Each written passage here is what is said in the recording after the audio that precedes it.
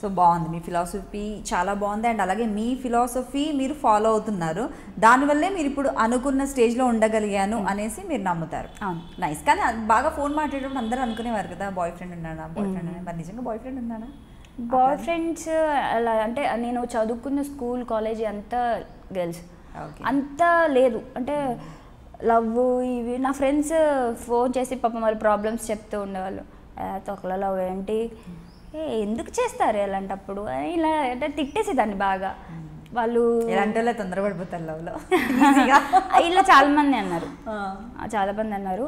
వాళ్ళ ప్రాబ్లమ్స్ విన్న తర్వాత వేస్ట్, అబ్బాయి వేస్ట్, ఇదంతా ట్రాష్ అనే ఫీలింగ్లో ఉన్నాను నేను చాలా వరకు. వద్దు, నేను అది కాకుండా పైగా కొంచెం మొగరాయుడు బిహేవియర్ ఉండేది కదా.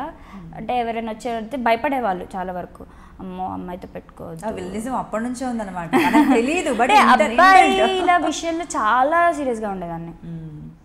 సీరియస్ అంటే ఎవరైనా వచ్చి ఏదైనా అడిగితే కేర్లెస్ చేసేదాన్ని కాదు. ఫస్ట్ నీకెందుకు చెప్పాలి నేను సమాధానం, నాకేమవసరం, నువ్వెవరు, నీకు ఆన్సర్ చేయాల్సిన అవసరం లేదు. నువ్వు పద్ధతిగా ఏదైనా అడిగితే నేను మాట్లాడతాను, నాకు తెలిసి ఉంటే మాట్లాడతాను. ఎవరో తెలియకుండా నువ్వు వచ్చి టీస్ చేస్తే ఎందుకు, అది కాదు కదా కరెక్ట్.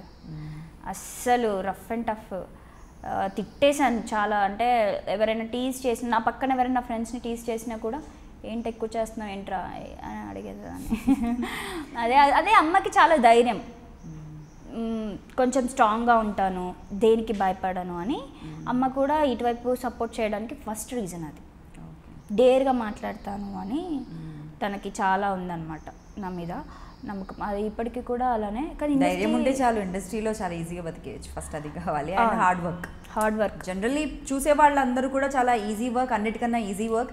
ఎక్కడ వర్క్ చేయని వాళ్ళు, పెద్దగా క్వాలిఫికేషన్ లేని వాళ్ళు ఇండస్ట్రీకి వస్తారన్నది ఒక టాక్. కానీ అది చాలా తప్పు. హార్డ్ వర్క్ చాలా ఉంది. అందరూ అనుకుంటారు వాళ్ళకి స్క్రీన్ మీద కనిపించేస్తున్నారు, బాగా సంపాదించేస్తున్నారు, బాగా పెద్ద లైఫ్ ఉంటుంది వాళ్ళకి, అది ఇది అదేం లేదు. హార్డ్ వర్క్ ఉంటేనే మంచి లైఫ్ ఉంటుంది మనకి. చాలా హార్డ్ వర్క్ ఉంటుంది. ప్రతి ఒక్కరు టెక్నీషియన్స్ దగ్గర నుంచి ఆర్టిస్టుల వరకు, డైరెక్షన్ డిపార్ట్మెంట్, ఎంటైర్ టీము ఒక సీరియల్ కనుక ప్రాజెక్ట్ కానీ చేస్తున్నారంటే ప్రతి ఒక్కరు మార్నింగ్ నుంచి నైట్ ఎప్పుడు అయిపోతుందో అప్పటి వరకు చచ్చినట్టు హార్డ్ వర్క్ చేస్తారు. ఎవరు చేయరని అయితే నేను చెప్పాను. అంటే సెట్లో నేను చూస్తూ ఉంటాను కదా, ప్రతి ఒక్కరు చేస్తారు హార్డ్ వర్క్. అప్పుడు అనిపిస్తుంది అంటే ఇంత మన స్క్రీన్ వెనకాల మనం ఒక ఆడియన్గా టీవీ చూస్తుంటే ఆ సీరియల్ వచ్చింది అయిపోయింది మార్చేస్తాం అనుకుంటాం కదా.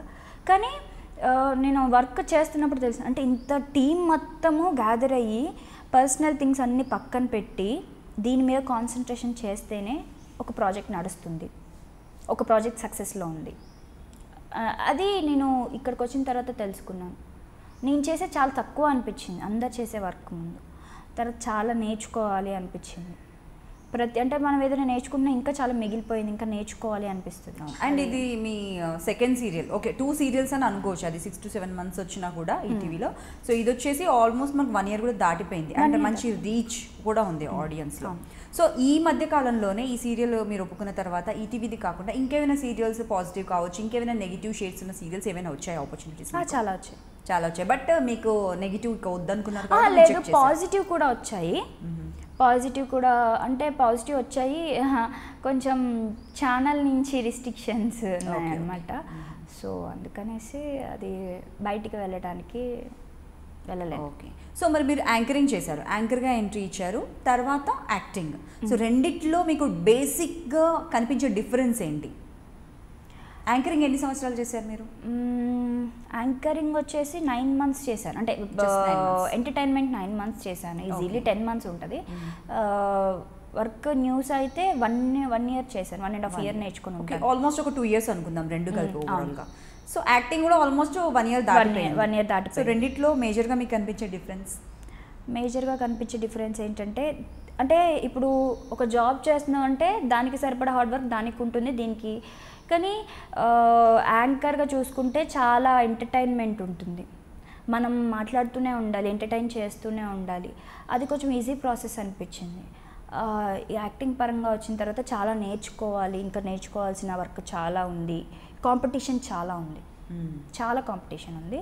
సో ఇది కొంచెం హార్డ్ వర్క్ అనిపించినా కూడా చేయాలనే తపన ఎక్కువ ఉంది. చేస్తుంటే ఇంకా చేయాలి వర్క్, ఇంకా బాగా నేర్చుకోవాలి వర్క్ అనేసి చాలామంది ఆర్టిస్టులను చూసినప్పుడు అనిపించింది. ఓకే, యాంకర్గా అందరూ ఒక ఫ్లోర్లోనే వెళ్ళిపోతూ ఉంటారు, కానీ యాక్టింగ్ కొన్ని డిఫరెన్సెస్ చూపిస్తారు ప్రతి ఒక్క ఆర్టిస్ట్ కూడా.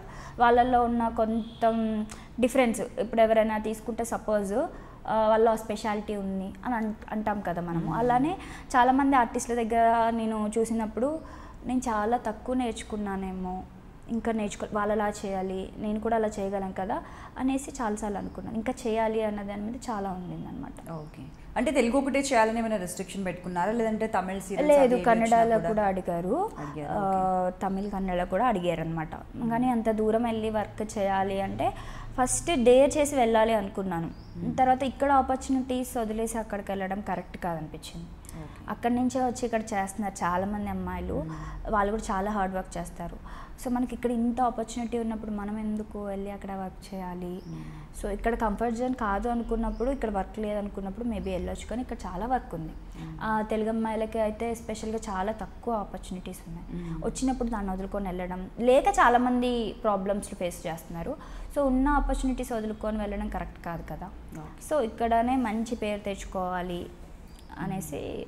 సో ఇప్పుడు ఎలాగో టాపిక్ వచ్చింది కాబట్టి, ఇప్పుడు మనకు తెలుగు అమ్మాయిల కన్నా కూడా కన్నడ అమ్మాయిలు లీడ్ రోల్స్లో చూసుకుంటే చాలా తక్కువ మంది తెలుగు అమ్మాయిలు లీడ్స్లా చేస్తున్నారు. మెయిన్ రోల్స్లో కావచ్చు, మెయిన్ నెగిటివ్ కూడా మీరు చేస్తున్నారు నెగిటివ్, బట్ మెయిన్ నెగిటివ్స్లో కూడా కన్నడ వాళ్ళు వస్తున్నారు. ఈ మధ్య పేరెంట్స్గా అమ్మ, నాన్న ఇలాంటి క్యారెక్టర్స్ కొన్నిటికి కూడా కన్నడ వాళ్ళు చేస్తున్నారు. సో బేసిక్గా మీరు చూసిన స్పాన్లో మీకేమనిపించింది, ఎందుకు ఎక్కువగా బయట వాళ్ళ నుంచి ఇంపోర్ట్ చేస్తున్నారు, అంటే బయట స్టేట్స్ నుంచి వచ్చి ఇక్కడికి యాక్ట్ చేస్తున్నారంటారు ఆర్టిస్టులు? అంటే అది ప్రొడక్షన్ మీద డిపెండ్ అయి ఉంటుంది.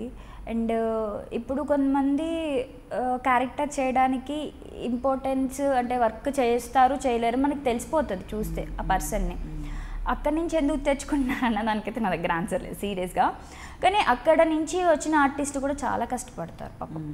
అంత ఈజీ ఏం కాదండి ఏదైనా పేరు తెచ్చుకోవడము. వాళ్ళు వీళ్ళు అంటాము, ఎవరైనా కూడా హార్డ్ వర్క్ చేస్తారు. వాళ్ళు తెలుగు నేర్చుకోవడానికి పాపం చాలా కష్టపడతారు వాళ్ళు కూడా. ఇక్కడ అమ్మాయిలకి ఎందుకు ఆపర్చునిటీస్ రావు అని అంటే అది నేను అంత కరెక్ట్గా అయితే చెప్పలేను, కానీ ట్రై చేస్తే డెఫినెట్లీ వస్తాయి. మనం అనుకుంటాం అదిలా ఉంటుంది ఇలా ఉంటుంది అని, చాలామంది ఇప్పుడు ఉంది బయట టాక్, కానీ నేను దాని మీద అంత నాకేం తెలియదు. కానీ టాలెంట్ ఉండి, తెలుగు వాళ్ళకైనా కూడా టాలెంట్ ఉంటే తప్పకుండా వస్తాయి ఆపర్చునిటీస్. తెలుగు వాళ్ళు ట్రై చేస్తే తప్పకుండా, టాలెంట్ ఉంటే కనుక, మంచి రూట్ తీసుకుని మంచిగా ఉంటే కనుక డెఫినెట్లీ మంచి ఆపర్చునిటీస్ వస్తాయి. చాలామంది తెలుగు అమ్మాయిలు ఇప్పుడు కూడా వస్తున్నారు, ఇప్పుడు స్టార్ట్ అయ్యాయి చాలా వరకు తెలుగు అమ్మాయిలు రావటము. అలా అని వాళ్ళకి తప్పని నేను చెప్పను, వీళ్ళు ట్రై చేయట్లేదని కూడా నేను చెప్పను, నేను ఇద్దరికి సపోర్ట్ చేస్తాను. Okay, smart answer. కాకపోతే ఏంటంటే